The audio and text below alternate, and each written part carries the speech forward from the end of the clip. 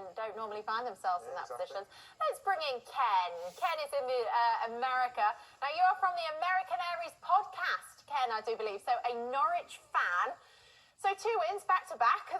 All your problems sorted now, Ken? No, all the problems are not solved. Some problems have decreased. We found ways of getting goals. Ida and Josh Sargent with the scorpion kick. There's certainly a lot more hope, and the health of the team is really important. Over the festive fixture period, there was lots of players who were out with COVID, and you had injuries. So now they have a break. Players are back. Norman's going to be coming back, I think, possibly for the Palace match. So things are looking better. The team is performing better. There's more energy. There's more confidence. And the shape of the team has changed. They're basically playing 4-4-2. And under Fark, they were playing 4-2-3-1 with Pookie as sort of the lone striker. So there's a lot more confidence, a lot more energy, and there's a lot more faith that they're going to be, able to stay out of the relegation zone. How pleased were you as a fellow American for Josh Sargent to get off the mark? Because you've been struggling for goals. It was pretty darn good. Josh Sargent, as the American who's from St. Louis. I don't know if you know the book and the movie, The Game of Their Lives. Many of those players in the U.S. team that beat England in the 1950 World Cup were from St. Louis. So there's a big soccer culture in St. Louis. Also, there's a lot of stuff happening here on the internet with Josh.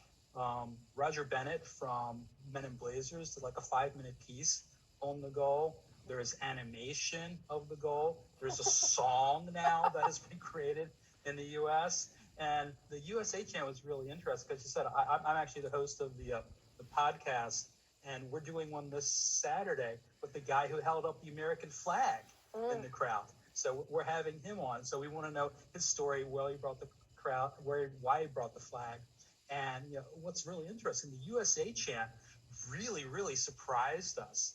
The USA chant basically started from the 1980 Olympics, and with the ice hockey team. And the fact that Norwich fans are doing the USA chant was incredibly, incredibly surprising and very nice. And I'd really like to know where that came from, where it started. I don't have an issue with it. I think it's phenomenal. But, it's just great seeing someone who is giving a lot of effort. It's been slated a lot. He had that horrible shot against Brighton where he didn't put enough power on it. And a couple matches ago, the internet was filled with people saying, what a waste of money. What are we getting out of this guy?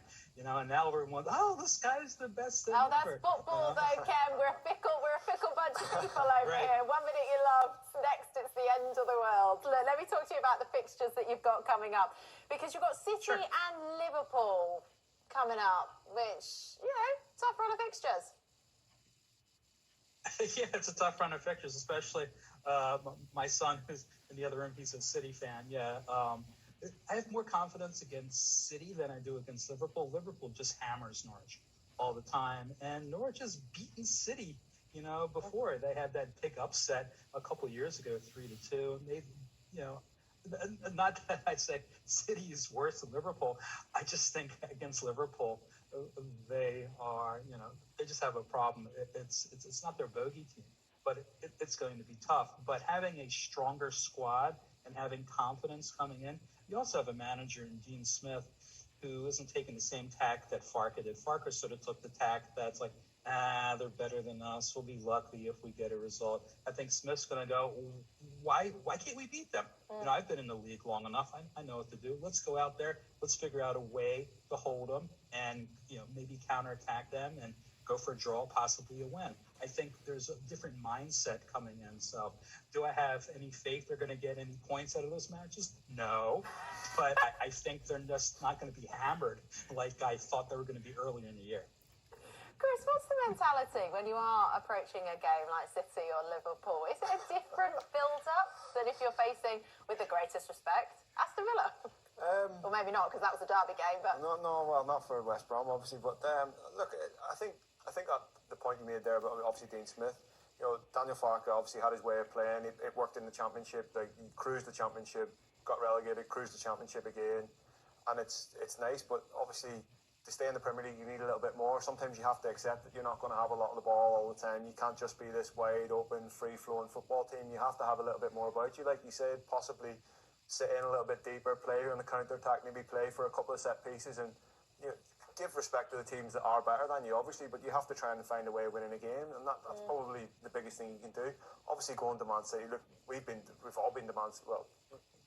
No, you've been to Man City. Obviously, you've probably been there once, but no. We've all been there, sat in the crowd. Yeah, as a fan and as a player, similar. You're going to Man City. You're not expecting anything. Obviously, you're expecting to lose the game. Like, sometimes we've come away from Man City thinking, "Oh, 3-0, that wasn't too bad today, actually."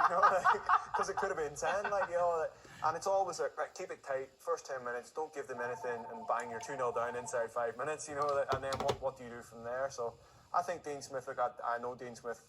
As a guy, he lives not far. His family live not far from me in Birmingham, and I would speak to him the odd time. And he's an intelligent guy. He'll try and find a way of winning the game. But I think the last 2 games obviously give you that little bit of confidence. But it's looking at the next 2 fixtures. It's important that you actually won the last 2 games, isn't it?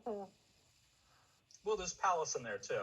So the joke is that Norwich won their last 2, and the managers got fired. So it's like, Patrick Vieira, you're next. So that's showing up on.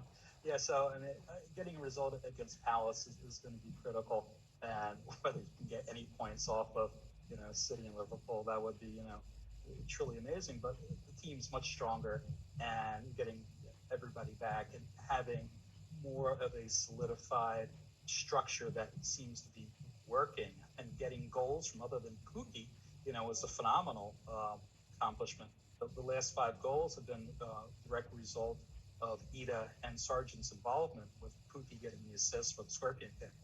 I know, obviously, this goal the other night, the scorpion kick or the back flick or whatever you want to call it. It was so impressive. Yeah, wasn't it? I was impressed with the header as well. I thought it was a fantastic header, like the way he attacked the ball, and then that was as good a goal for me as the scorpion kick. Obviously, it'll get all the plaudits because it's fancy looking. But 2 great goals. The 2 guys who are doing the coverage both named, I think Daniel or Danny, basically said the header is the proper striker's goal. The scorpion kick is just a bit of magic. But the fact that he got in the position and had such a great goal says, okay, maybe he's figured it out. They gave a lot of confidence. So they were very excited about that.